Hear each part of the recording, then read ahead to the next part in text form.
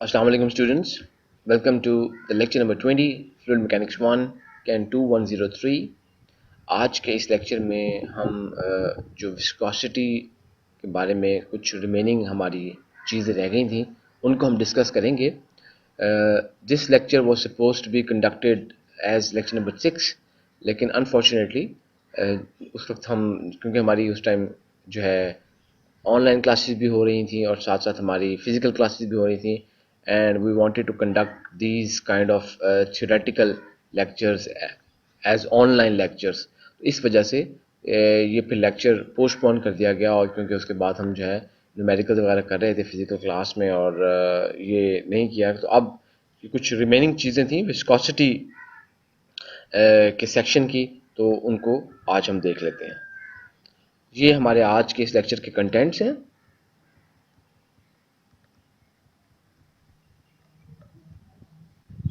अच्छा, इसमें से शुरू की जो कुछ स्लाइड्स हैं हम ऑलरेडी अपने लेक्चर नंबर 5 में कवर कर चुके हैं, तो सिर्फ थोड़ा सा रिवीजन कराने के लिए, ताकि आपको याद आ जाए कि हम किस बारे में बात कर रहे हैं, तो हम बस को देख लेते हैं. आप लोगों ने ये ग्राफ देखा होगा कि जिसमें हमने ये कहा था कि आपके पास यहाँ पर ये शियर स्ट्रेस है और ये वो वेलोसिटी ग्रेडियंट है. तो आपको याद होगा एक हमने एक्सपेरिमेंट किया था, और उस एक्सपेरिमेंट के नतीजे में हमारे पास कुछ वैल्यूज़ आई थी, और उन वैल्यूज़ की मदद से जब हमने ये ग्राफ ये है, ये हमारे पास ये कर्व्स आई हैं, तो बेसिकली ये हमारे पास वेलोसिटी ग्रेडियंट है और ये हमारे पास शियर स्ट्रेस है. तो अगर आप जो है फ्लूइड्स को उन उस एक्सपेरिमेंट विस्कोसिटी वाले एक्सपेरिमेंट के ज़रिए जब आप फ्लूइड्स को जब आप टेस्ट करते हैं, और टेस्ट करने के बाद जब आप वेलोसिटी ग्रेडियंट और जो है शियर स्ट्रेस के दरमियान में ग्राफ्स प्लॉट करते हैं, तो आपके पास ये चार इस तरह की कर्व्स आती हैं. तो ये जो चार कर्व्स हैं, ये चार मुख्तलिफ किस्म के फ्लूइड्स जो हैं उनको बता रही हैं. मसलन ये बिंगम फ्लूइड्स हैं, स्यूडोप्लास्टिक फ्लूइड्स हैं, डायलेटेंट फ्लूइड्स हैं, और उसके बाद ये न्यूटनियन फ्लूइड्स हैं. तो अगर आप ये देखिए तो आपको पता लग रहा है कि ये जो न्यूटनियन फ्लूइड्स हैं, बिल्कुल ये ओरिजिन से स्ट्रेट लाइन एक लाइन है. बाकी जो लाइनें हैं वो स्ट्रेट लाइनें नहीं हैं.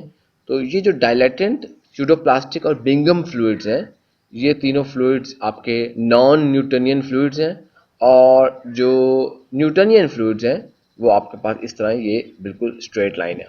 तो न्यूटनियन फ्लूइड्स आप कह सकते हैं ऐसे फ्लूइड्स हैं कि जो कि न्यूटन्स लॉ ऑफ विस्कोसिटी को फॉलो करते हैं.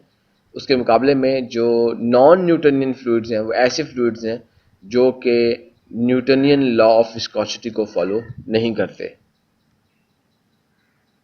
तो चार आपने कर्व्स अभी देखी हैं इस प्लॉट में, और उसके बाद ये जो चारों की चारों कर्व्स हैं हमारे पास नेचर में एग्जिस्ट करती हैं, या आप यूँ समझिए ये चारों किस्म के जो फ्लूइड्स हैं हमारे पास नेचर में एग्जिस्ट करते हैं.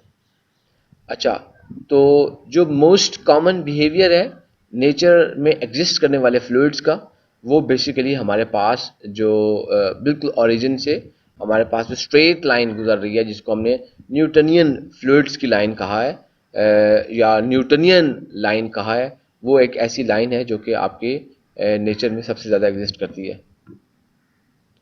जो न्यूटनियन लाइन है उसको हम न्यूटन्स लॉ ऑफ विस्कोसिटी की मदद से डिस्क्राइब करते हैं, और क्योंकि ये लाइन ही ये बता रही है कि ये वो फ्लूइड्स हैं जो कि न्यूटन्स लॉ ऑफ विस्कोसिटी को फॉलो करते हैं, that's why they are called Newtonian fluids. अच्छा, जो न्यूटन्स लॉ ऑफ विस्कोसिटी है उसको अगर आपने मैथमेटिकली एक्सप्रेस करना हो, तो आप उसको एक्सप्रेस करने के लिए आप लिख सकते हैं कि tau is equal to mu d v over d y. तो आपके पास ये वेलोसिटी ग्रेडियंट है, और ये जनाब वाली आपकी शियर स्ट्रेस है, और ये कोफिशिएंट है एक जो है, जिसको जो है आपके पास जब आपने कांस्टेंट ऑफ प्रोपोर्शनैलिटी आप इसको कह सकते हैं म्यू. तो जो न्यूटन्स लॉ ऑफ विस्कोसिटी है ये हमें बताता है कि जो शियर स्ट्रेस टॉ है, this shear stress tau is linearly proportional to the velocity gradient d v over d y. तो अगर इस इक्वेशन को रीअरेंज कर लिया जाए, तो आप इस इक्वेशन को रीअरेंज कर कर in terms of the coefficient of proportionality आप इसको लिख सकते हैं, which will be mu is equal to tau divided by d v over d y. तो इस सूरत में जब आप इस इक्वेशन को इस तरह लिख दें तो जो म्यू होगा वो आपका विस्कोसिटी या कोफिशिएंट ऑफ विस्कोसिटी बन जाएगा। और किसी भी गिवन टेम्परेचर पर जो आपके पास, क्योंकि आपने देखा है ऑलरेडी, आप न्यूमेरिकल वगैरह कर चुके हैं तो आप देख चुके हैं कि जो विस्कोसिटी होती है टेम्परेचर डिपेंडेंट फंक्शन है, and at different temperatures the viscosity values changes, जिसको हमने एक विस्कोसिटी ऑफ लिक्विड या विस्कोसिटी ऑफ गैसेस का हमारे पास ग्राफ था। उन ग्राफ्स में अगर आप देखें तो हमारे पास वो वैल्यूज़ थी जो कि किस तरीके से टेम्परेचर के चेंज होने से वो वैल्यूज़ चेंज हो रही थी। तो किसी भी गिवन टेम्परेचर पर, किसी भी पर्टिकुलर टेम्परेचर पर जो विस्कोसिटी है that is a function of velocity gradient. अच्छा, अब ऐसे फ्लूइड्स जैसे कि एयर की तरह के जो फ्लूइड्स हैं, उनके लिए, उनकी जो एयर है उनकी जो विस्कोसिटी की वैल्यू है वो बहुत ज़्यादा छोटी वैल्यू है, बहुत ज़्यादा स्मॉल वैल्यू है। इस केस में ऐसे फ्लूइड्स, एयर जैसे फ्लूइड्स, उनके बिहेवियर को भी रिप्रेजेंट करने के लिए आप स्ट्रेट लाइन यूज़ करते हैं। लेकिन जो आप लोग स्ट्रेट लाइन यूज़ करते हैं वो स्ट्रेट लाइन ऐसी होनी चाहिए बेसिकली, मैं आपको दिखाता हूँ।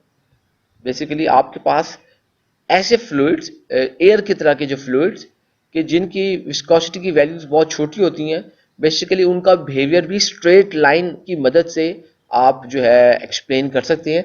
लेकिन वो जो स्ट्रेट लाइन है वो बेसिकली आपकी ये जो वेलोसिटी ग्रेडियंट वाली लाइन है, d v over d y वाली जो लाइन है, ये जो आपकी एक्स एक्सिस वाली लाइन है, इसके बिल्कुल करीब तरीन ये लाइन होगी। तो वो ऊपर वाली कर्व्स नहीं बल्कि इसके करीब करीब वो लाइन होगी, और जो है उसकी मदद से वो आप उसकी जो है उसको एक्सप्लेन कर सकते हैं। अच्छा, हमारे पास ऐसे फ्लूइड्स जैसे कि कॉर्न सिरप है, जो इस किस्म के जो फ्लूइड्स हैं उनकी जो विस्कोसिटी की वैल्यू है वो बहुत ज़्यादा लार्ज होती है, और उनकी जो उसका बिहेवियर है ऐसे फ्लूइड्स का, उसको भी एक स्ट्रेट लाइन से, ओरिजिन से पास करने वाले स्ट्रेट लाइन से आप एक्सप्लेन कर सकते हैं। लेकिन ऐसे जो फ्लूइड्स होंगे, कॉर्न के केस में जो फ्लूइड्स होंगे, उनकी विस्कोसिटी को की जो लाइन होगी वो ओरिजिन, लेकिन वो टॉ के करीब करीब होगी। आप देख सकते हैं, यानी कि जो आपकी velocity gradient d v over d y के करीब करीब, आप अगर आपके पास एक ओरिजिन में से निकलने वाली एक लाइन जो कि इस वेलोसिटी ग्रेडियंट वाली जो एक्स एक्सिस है इसके बिल्कुल करीब करीब हो लाइन, उसकी मदद से आप जो है एक्सप्लेन करेंगे, डिस्क्राइब कर सकते हैं जो आपकी गैसेस हैं जैसे कि एयर, उनकी विस्कोसिटी को। उसके मुकाबले में जैसे कि आपके पास कॉर्न सिरप है, इस किस्म के फ्लूइड्स हो, इनकी विस्कोसिटी को डिस्क्राइब करने के लिए भी आपको एक ऐसी लाइन चाहिए जो कि ओरिजिन में से गुजर रही हो, लेकिन ये जो लाइन है, ये जो टॉ वाली जो लाइन है, शेयर स्ट्रेस वाली लाइन है, इसके करीब करीब हो, तो वो फिर आपको वो जो लाइन होगी वो बेसिकली हमारे पास जो कि कॉर्न सिरप है उसकी उस कॉर्न सिरप जैसे फ्लूइड्स की बिहेवियर को एक्सप्लेन करने के लिए इस्तेमाल होगी।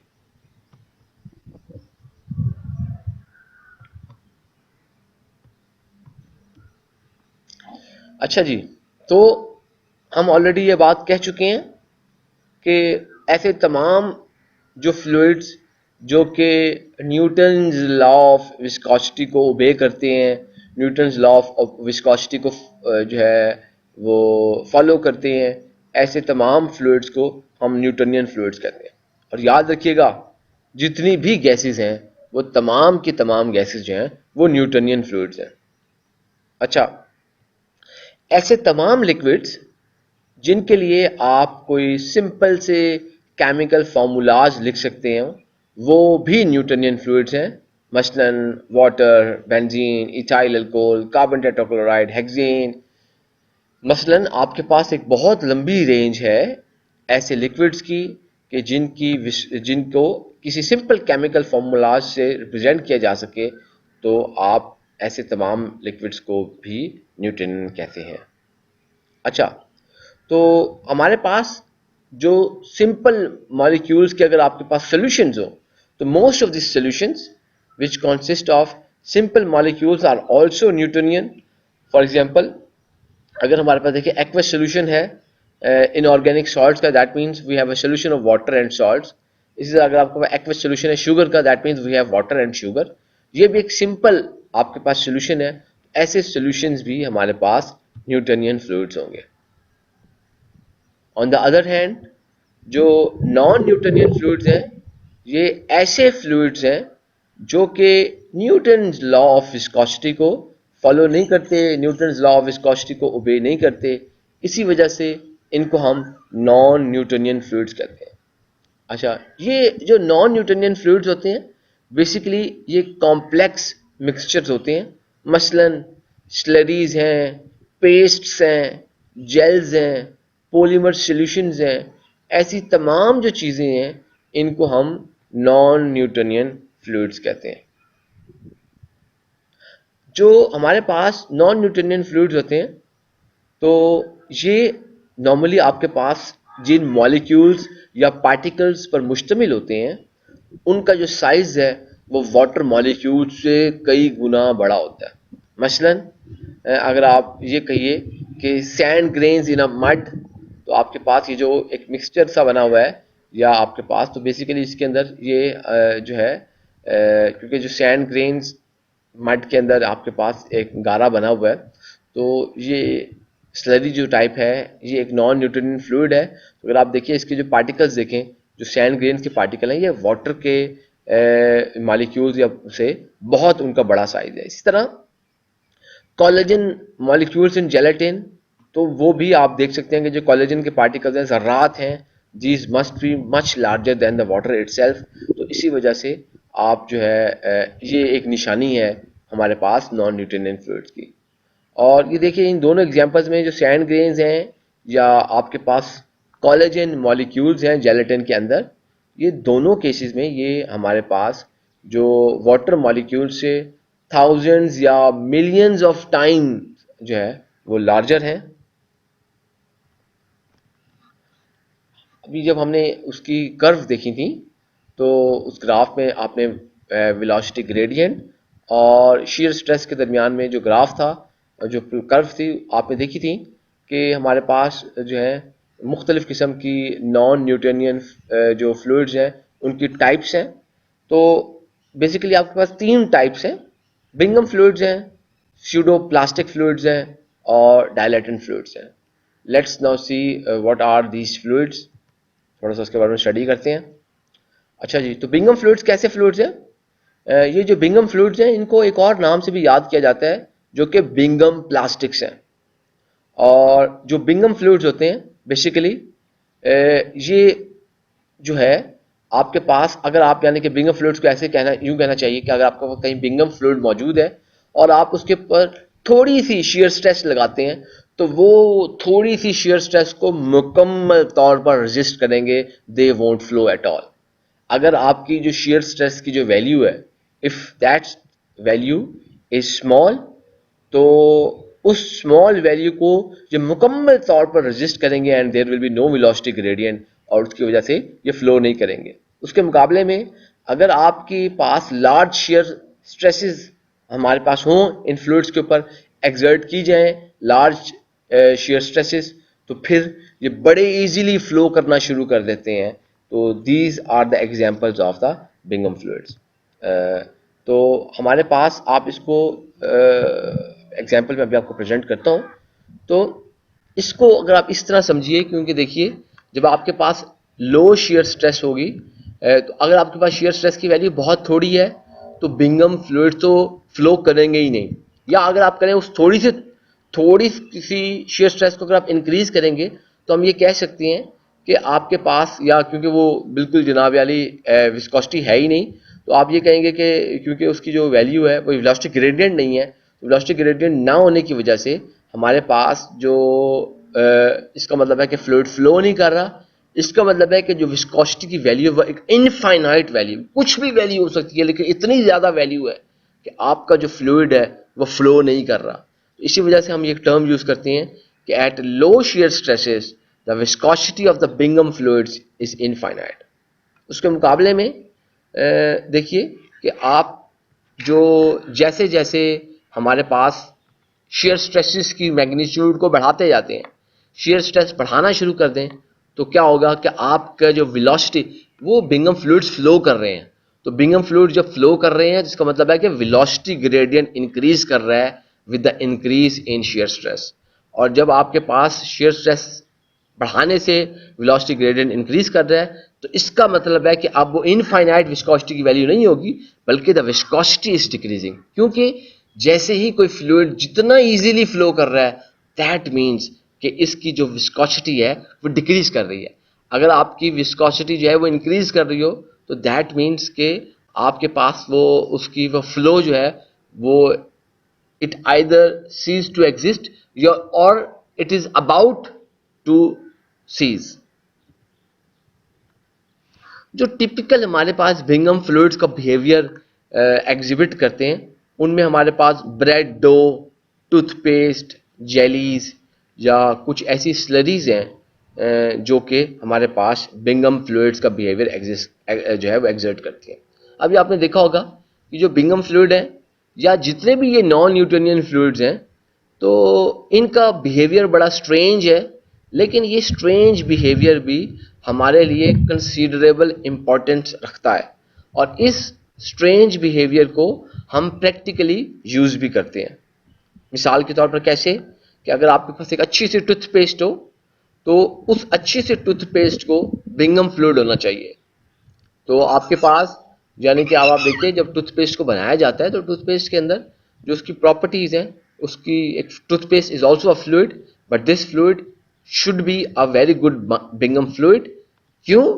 ताकि देखिए कि आप जब इसको स्क्वीज करते हैं, आप जब अपनी जो टूथपेस्ट की ट्यूब होती है उसको प्रेस करते हैं ताकि उसमें से टूथपेस्ट निकले और आपके उस ब्रश के ऊपर लग जाए, तो अब आप देखें कि जब आप ये काम करते हैं तो आप देखते हैं कि आपके पास वो जो आपका बिंगम फ्लूइड है, आपने थोड़ी सी शेयर स्ट्रेस लगाते हैं तो ट्यूब के अंदर, अगर आप जब आपके पास कोई शेयर स्ट्रेस नहीं है, वो आपकी अगर ट्यूब का ढक्कन खुला भी हुआ है और आप उसको अगर उल्टा भी कर दें तो भी क्योंकि शेयर स्ट्रेस नहीं लगा रहे, तो आपकी वो टूथपेस्ट ट्यूब में से बाहर नहीं निकलेगी। उसके मुकाबले में जैसे ही आप थोड़ी सी शेयर स्ट्रेस लगाते हैं, कैसे लगाते हैं, आप पीछे से दबाते हैं ट्यूब को, तो उसमें से टूथपेस्ट निकलनी शुरू हो जाती है। तो दबाने के नतीजे में आप देखते हैं कि आपकी टूथपेस्ट निकली है, तो उसने अब जो है फ्लो करना शुरू कर दिया है। तो ये बिंगम फ्लूइड का बिहेवियर है। और देखिए उसके बाद जब आपके पास वो ब्रश पे लग जाती है, तो फिर अगर ये पानी होता या शहद होता, उसके तो कतरे ना टिकते, वो तो ब्रश से नीचे गिर जाते। लेकिन ये बिंगम फ्लूइड का बिहेवियर है कि वो ब्रश पर टिके रहते हैं और वो फिर टूथपेस्ट नीचे नहीं गिरती। अच्छा जी, एक और हमारे पास नॉन न्यूटोनियन फ्लूइड्स हैं जिनको हम स्यूडो प्लास्टिक फ्लूइड्स भी कहते हैं। तो बेसिकली जो स्यूडो प्लास्टिक फ्लूइड्स हैं, ये ऐसे फ्लूइड्स हैं कि जिनकी जो विस्कोसिटी है बेसिकली वो जो है वेलोसिटी ग्रेडियंट बढ़ाने के साथ साथ इनकी जो विस्कोसिटी है वो डिक्रीज कर रही है। तो आप कह सकते हैं कि ऐसे तमाम फ्लूइड्स जिनकी विस्कोसिटी वेलोसिटी ग्रेडियंट बढ़ाने से डिक्रीज करे, उनको हम स्यूडो प्लास्टिक फ्लूइड्स कहते हैं। तो हमारे पास जो स्यूडो प्लास्टिक फ्लूइड्स की जो टिपिकल एग्जांपल्स हैं, उनमें स्लरीज, मड्स, पॉलीमर सॉल्यूशंस हैं, या नेचुरल गम्स के सॉल्यूशन हैं, या उसके अलावा आपके पास जो ब्लड हैं, ये मुख्तलिफ किस्म की टाइप्स हैं स्यूडो प्लास्टिक फ्लूइड्स की।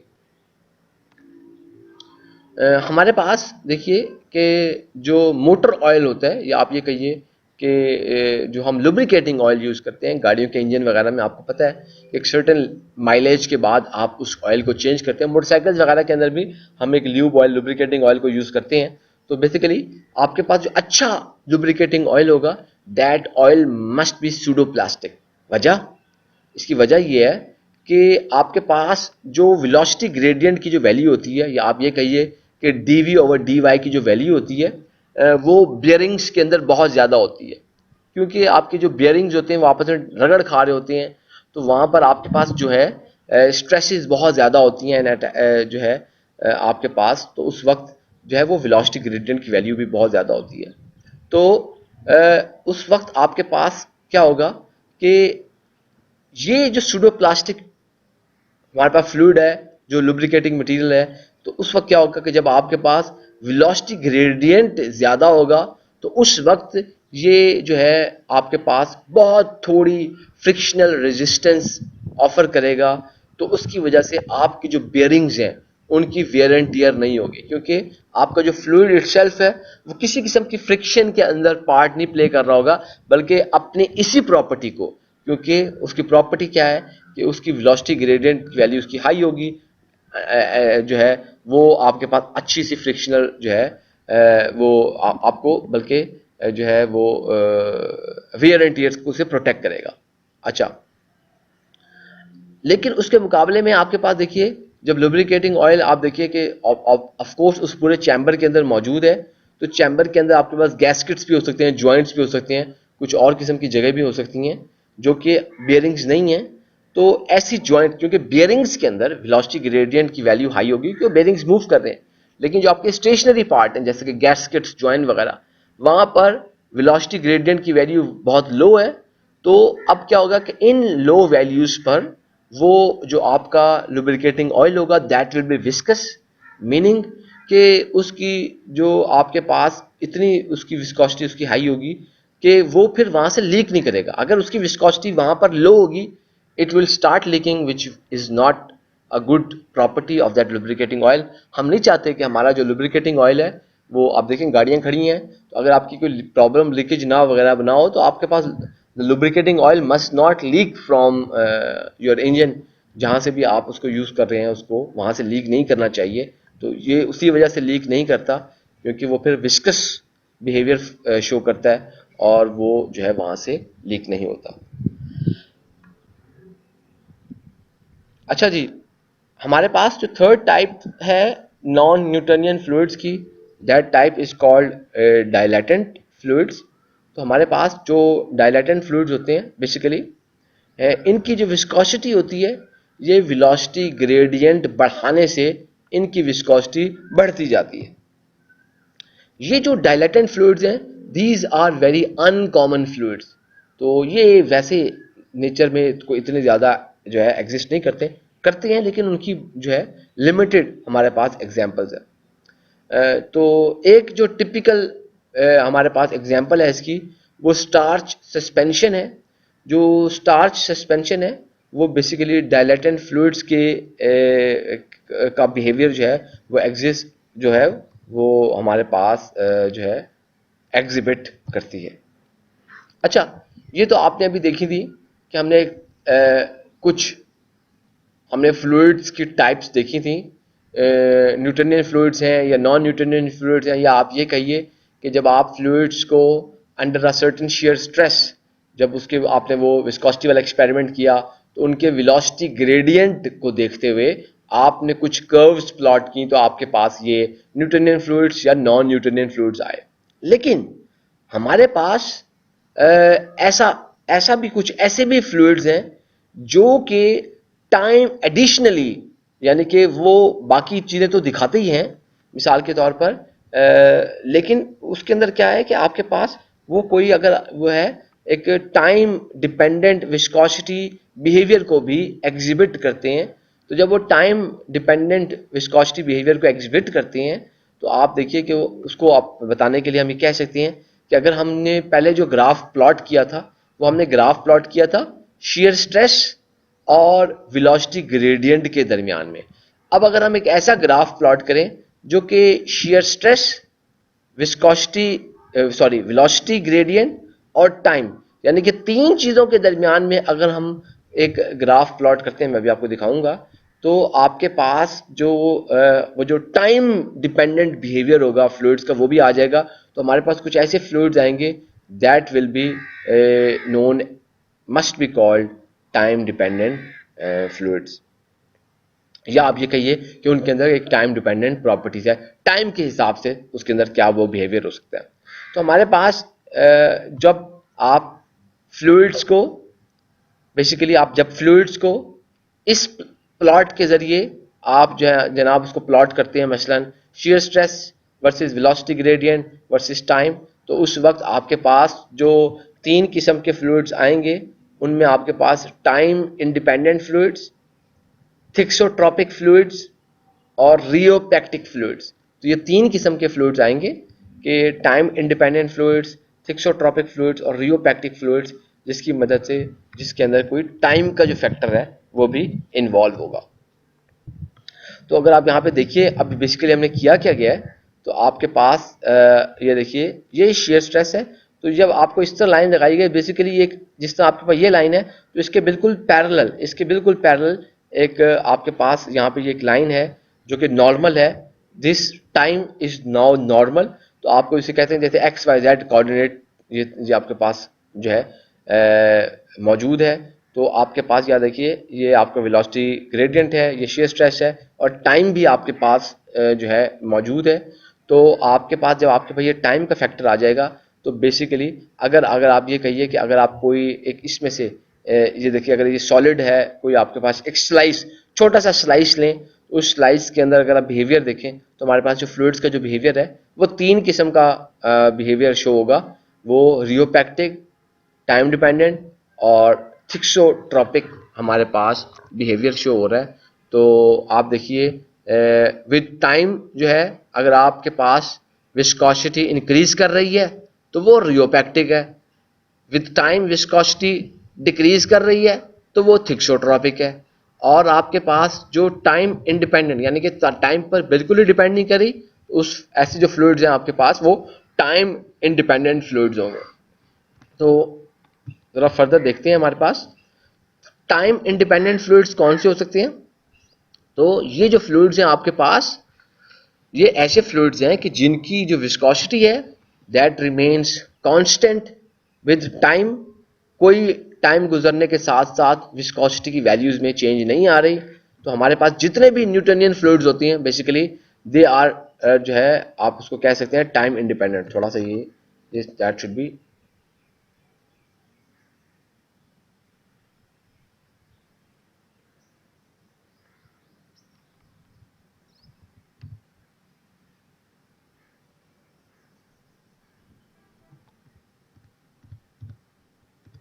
जो हमारे पास जितने भी न्यूटोनियन फ्लूइड्स हैं these Newtonian fluids are basically time independent. और आपके पास जो अक्सर जो नॉन न्यूटोनियन फ्लूइड्स हैं दे आर ऑल्सो जो है वो टाइम इंडिपेंडेंट फ्लूइड्स हैं, यानी कि टाइम जो है उनके ऊपर असर नहीं डाल रहा।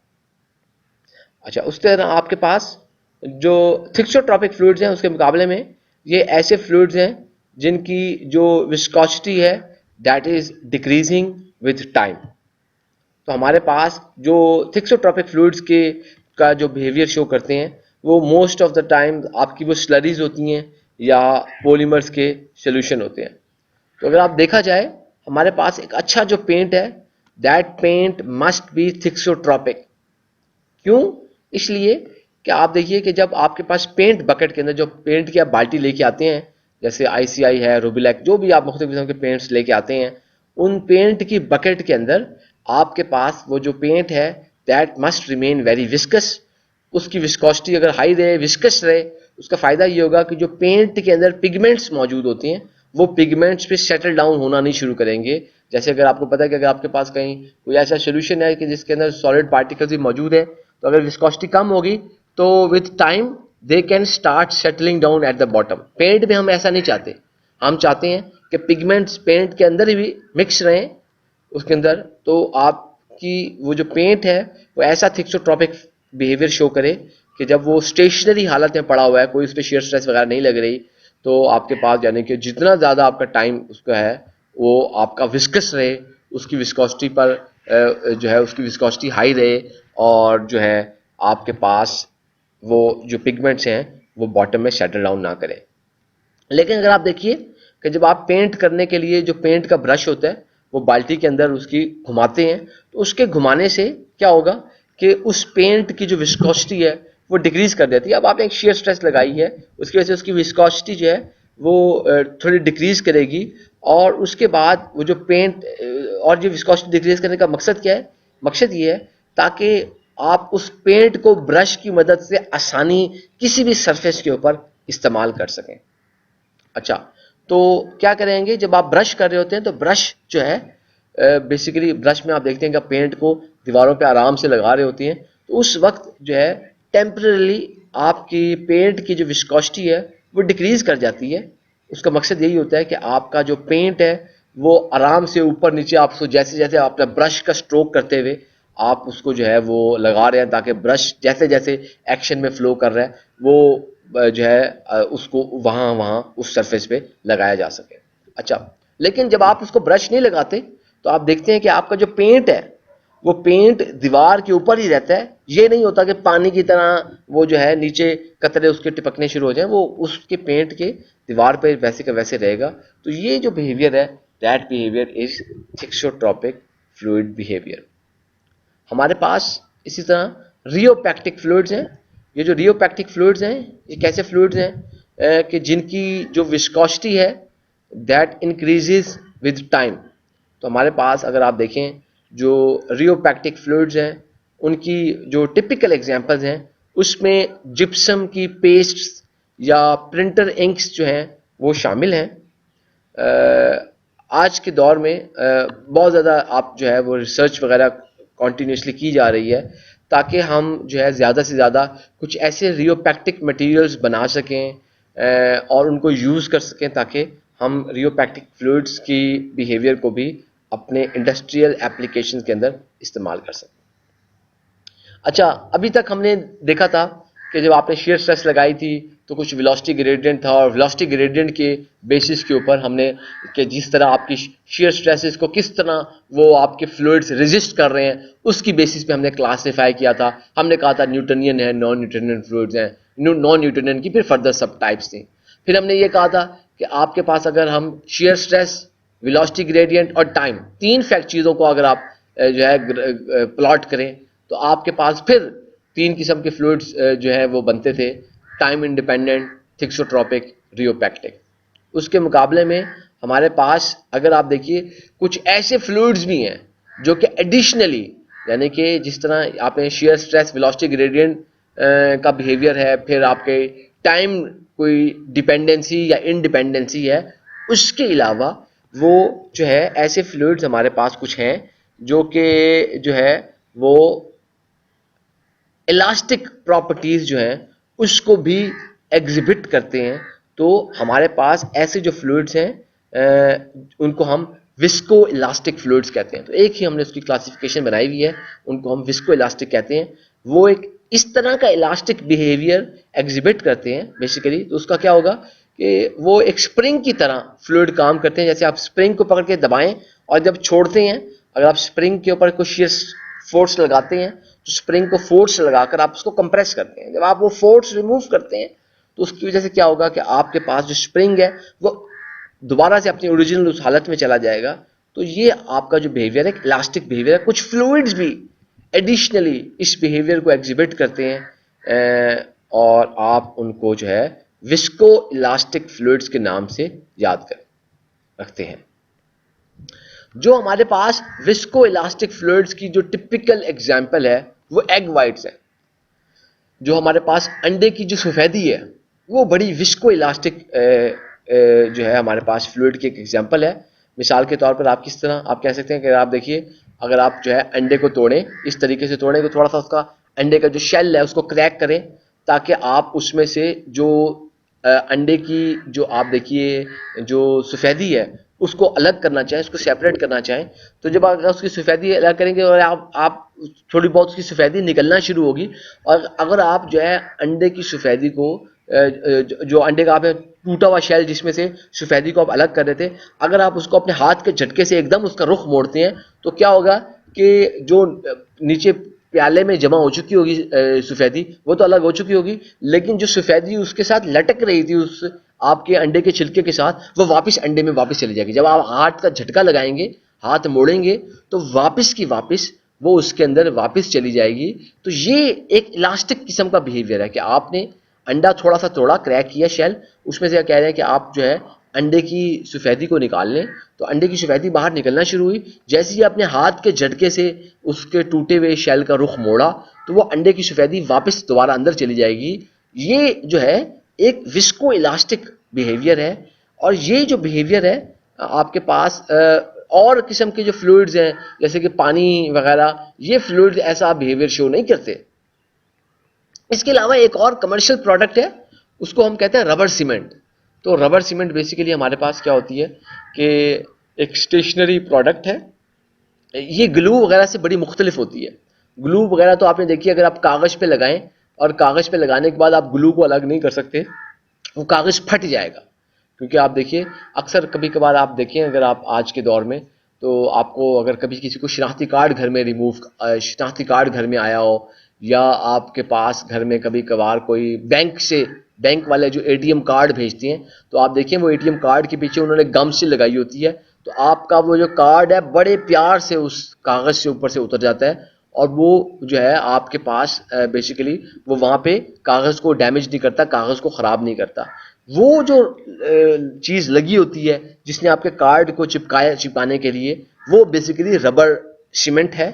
तो बेसिकली क्या आपके पास क्या है कि जो रबर सीमेंट है उसके अंदर हमारे पास मिक्सचर होता है सॉलिड रबर का, और आप उसके अंदर कोई वोलेटाइल सॉल्वेंट ऐड कर देते हैं, तो आपके पास ये उसका मिक्सचर है। और उसके बाद क्या होगा कि जब आप इस रबर सीमेंट को कागज़ पे चिपकाते हैं, किसी चीज़ को चिपकाने के लिए उसके ऊपर, तो थोड़ी देर में वो सॉल्वेंट इवेपोरेट हो जाता है और आपके पास वो जो रबर है एक एडहेसिव के तौर पर वो वापस रह जाती है, वहीं पर रह जाती है, और आपकी वो जो दो चीज़ें आपने चिपकानी होती हैं उनको एडहेसिवली वो चिपका के रखती है। तो हम ख़ास तौर पर रबर सीमेंट को जो है हैंडीक्राफ्ट की एप्लीकेशंस हैं उनके अंदर इस्तेमाल करते हैं। मकसद हमारा यही होता है कि आपके पास कोई डैमेज फ्री रिमूवल हो। जब आपने उसको रिमूव करना हो तो आपकी कोई डैमेजिंग ना हो। गोंद है ऐसा नहीं करती, गोंद करती है, ये टेप भी हो उसकी वजह से भी आप देखते हैं कागज़ जो है आपका ज़ाया हो जाता है। गोंद भी फाड़ देगी कागज़ को, लेकिन ये रबर सीमेंट ऐसा नहीं फाड़ेगी। एग्जाम्पल्स आप याद रखिएगा कि जो हमें अब ये नादरा वाले शनाख्ती कार्ड भेजते हैं, तो आप देखिए वो चिपकाया होता है कैसे उन्होंने। उसके अलावा आपका एटीएम कार्ड वगैरह जो बैंक की तरफ से क्रेडिट कार्ड वगैरह आते हैं, तो वो भी इस रबर सीमेंट की वजह से कागज़ों पर चिपकाए होते हैं। तो ऑलरेडी मैं ये बता चुका हूँ कि ये जो हमारा विस्को इलास्टिक बिहेवियर है, this behaviour is impossible with any ordinary fluid such as water. अच्छा, ऑलरेडी हम वैसे काइनेमैटिक विस्कोसिटी को यूज़ कर चुके हैं, लेकिन हमने इसको अलग से इसको काइनेमैटिक विस्कोसिटी को नहीं देखा था, तो इसलिए थोड़ा सा मैं बता रहा हूँ। जो काइनेमैटिक विस्कोसिटी होती है बेसिकली आपकी ये किसी भी फ्लूइड्स की internal resistance to flow under gravitational forces. तो आपके पास जो भी इंटरनल रेजिस्टेंस टू फ्लो होती है उसको आप विस्कोसिटी कहते हैं। ऑलरेडी आपको पता है कि हम कह चुके हैं कि या तो आपकी काइनेमैटिक विस्कोसिटी होगी जिसको हम न्यू से रिप्रेजेंट करते हैं, या जो दूसरी विस्कोसिटी होगी हम कह चुके हैं वो आपकी एब्सोल्यूट विस्कोसिटी होगी या आपकी डायनेमिक। दोनों सेम चीज़ें हैं, नाम उसके मुख्तलिफ हैं। तो हमारे पास जो काइनेमैटिक विस्कोसिटी होती है बेसिकली आपकी आप जब किसी भी फ्लूइड की जो फ्लो करने में जो उसकी इंटरनली रेजिस्टेंस आ रही है अंडर ग्रेविटेशनल फोर्सेस, उसको हम काइनेमैटिक विस्कोसिटी कह रहे हैं। तो काइनेमैटिक विस्कोसिटी को मेजर करने के लिए आपने ये फ्यूल्स के आपका जो एनर्जी का सब्जेक्ट है उसमें ऑलरेडी आप लैब्स वगैरह भी कर चुके होंगे, तो आपने उसमें देखा होगा कि आपके पास जो हम जैसे कि टाइम्स के अंदर, यानी कि आपके पास सेकंड्स के अंदर आप उसकी विस्कोसिटी को मेजर कर रहे होते हैं। तो काइनेमैटिक विस्कोसिटी को खास तौर पर मेजर करने के लिए हम जो लुब्रिकेटिंग ऑयल हैं, फ्यूल ऑयल्स हैं, ये बड़ा उनका एक क्वालिटी पैरामीटर है और उसको अक्सर लैब्स के अंदर उसको सेकंड्स के अंदर इसको जो है वो मेजर किया जाता है। तो बेसिकली आप क्या करते हैं कि आपके पास एक फिक्स्ड वॉल्यूम होता है किसी फ्लूइड का, और आप उसको जो है एक नोन डिस्टेंस से बाय ग्रेविटी आप उसको फॉल कराते हैं किसी कैपिलरी में से, और या आप कैलिब्रेटेड कोई विस्कोमीटर में से, और एट अ कंट्रोल्ड टेम्परेचर, तो आपके पास ये जो टाइम इन सेकंड्स जो आ जाता है वो आपको काइनेमैटिक विस्कोसिटी एक ही वैल्यू दे रहा होता है। तो बेसिकली आपका जो ऑयल है जब वो उस कैपिलरी के ऑरिफिस में से गुजरता है under the force of gravity, तो वो जो टाइम टोटल कंज्यूम करता है ऑयल उस सफ़र के दौरान, तो उस टाइम को हम यूज़ करते हैं काइनेमेटिक विस्कोसिटी ऑफ ऑयल की वैल्यू को डिटरमिन करने के लिए। अच्छा, आपके पास जो है वो जो ऑरिफिस है, वो ऑरिफिस एक फिक्स्ड रेजिस्टेंस जो है कॉन्टिन्यूसली प्रोवाइड करता रहता है उस ऑयल को। और हमारे पास जो है बेसिकली हम जो है डिफरेंट साइज की कैपिलरीज जो हैं उनको यूज़ करते हैं, अवेलेबल है हमारे पास, ताकि हम मुख्तलिफ़ किस्म की जो विस्कोसिटी की जो वैल्यूज़ हैं उनको मुख्तलिफ़ किस्म के फ्लूइड्स के लिए हम उसको यूज़ कर सकें। तो बेसिकली जो काइनेमेटिक विस्कोसिटी है ये बड़ी इंपॉर्टेंट प्रॉपर्टी है लुब्रिकेटिंग ऑयल है या फ्यूल ऑयल्स हैं, क्योंकि आपके पास ख़ास तौर पर जब आपने इंजन के अंदर आपने फ्यूल एटमाइजेशन करनी होती है, तो आपने देखा कि आपके पास ये आप मुख्तलिफ़ किस्म के इंजन आपके पास होते हैं। तो जब फ्यूल एटमाइजेशन है, ये जो फ्यूल एटमाइजेशन आपके पास जब इंजन में हो रही होती है, तो एटमाइजेशन की क्वालिटी और जो ड्रॉपलेट्स उसके बनेंगे उस स्प्रे के अंदर, तो ये डिपेंड करता है उस ऑयल की विस्कोसिटी के ऊपर। तो हमारे पास ख़ास तौर पर जब आपके पास ऑयल कोई जो है प्रोडक्ट है, उसकी ये क्वालिटी पैरामीटर है कि उसकी जो विस्कोसिटी है शुड भी एक उसकी एक सर्टन एक उस रेंज में होनी चाहिए, ताकि वो अच्छी एटमाइजेशन क्वालिटी और जो उसका ड्रॉपलेट साइज़ है स्प्रे के दौरान वो एक अच्छा साइज़ हो, ताकि आपके पास जो है वो ऑयल सही तरीके से जो है वो इंजन के अंदर इस्तेमाल किया जा सके। तो काइनेमेटिक विस्कोसिटी को मेजर करने के लिए हमारे पास कुछ स्टैंडर्ड्स हैं, जैसे आप ASTM स्टैंडर्ड यूज़ करते हैं D445, या आपके पास EN स्टैंडर्ड है 3104। ये हमारे पास मुख्तलिफ़ किस्म के टेस्ट मेथड्स हैं, स्टैंडर्ड्स हैं, जिसकी मदद से आप इस काइनेमेटिक विस्कोसिटी को मेजर कर सकते हैं। काइनेमेटिक विस्कोसिटी को मैथमेटिकली लिखने के लिए ऑलरेडी आप लोग जानते हैं कि nu is equal to mu over rho, nu is equal to mu over rho. तो ये हमारे पास बेसिकली क्या है कि आपके पास आपकी जो एब्सोल्यूट विस्कोसिटी है उसी का इन्फ्लुएंस आप अंडर ग्रेविटेशनल इन्फ्लुएंस चेक करें, यानी कि एब्सोल्यूट विस्कोसिटी को आप जस्ट डेंसिटी पे डिवाइड कर रहे हैं, तो डिवाइड करने के बाद आपके पास एक पैरामीटर आ जाता है काइनेमेटिक विस्कोसिटी। तो यहाँ पर आपके पास जो ये नू है ये काइनेमेटिक विस्कोसिटी है, ये जो म्यू है ये आपके पास एब्सोल्यूट या डायनामिक विस्कोसिटी है, ये जो रो है ये आपके पास डेंसिटी है उस फ्लूइड की जिसकी काइनेमेटिक विस्कोसिटी मेजर की जा रही है। ऑलरेडी आप जानते हैं हमारे पास जो विस्कोसिटी के जो कॉमन यूनिट्स हैं उसमें हमारे पास सेंटी स्टोक है, पायस है, सेंटी पायस है। तो जो आपके पास 1 सेंटी स्टोक होता है वो 10⁻⁻⁶ मीटर स्क्वायर पर सेकेंड, उसके मुकाबले में 1 सेंटी पायस जो होता है वो 0.01 ग्राम ओवर सेंटीमीटर पर सेकेंड, और आपका जो 1 पायस होता है वो 100 सेंटी पायस के बराबर होता है। So this was over lecture number 20 fluid mechanics 1 can 2103। तो please watch this video, please go through these lecture notes before joining our online session, ताकि आपके कोई सवालात वगैरह हों उनको सही तरीके से लिया जा सके और आपकी इसके अंदर से अंडरस्टैंडिंग डेवलप हो सके। थैंक यू वेरी मच जी, अल्लाह हाफिज़।